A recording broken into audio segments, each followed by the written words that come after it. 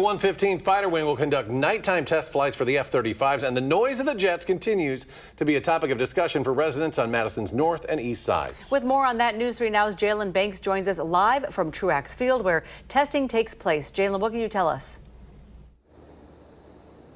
Sarah and Eric, the F-35 testing is back, this time at night.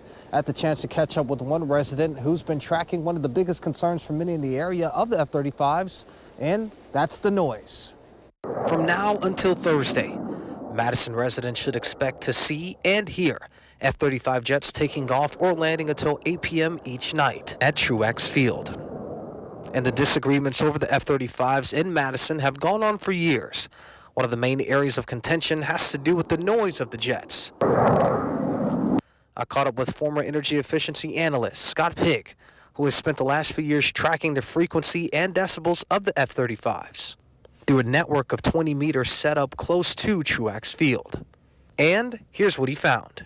Those meters are collecting data 24/7, once a second. The F-35s are about 40% louder than the F-16s were. It's only about 3 or 4 decibels, but every 10 decibels, the perceived loudness doubles. So 4 decibels louder is about 40%, louder.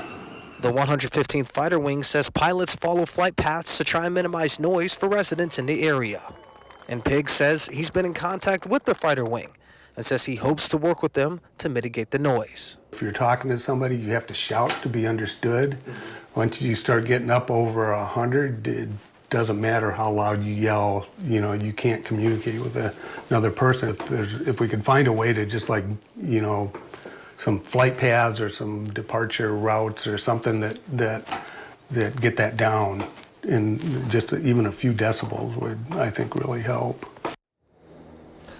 Now, if you would like to see more data that Scott Pigg has picked up through this study so far, he has a website that tracks everything that we had just mentioned.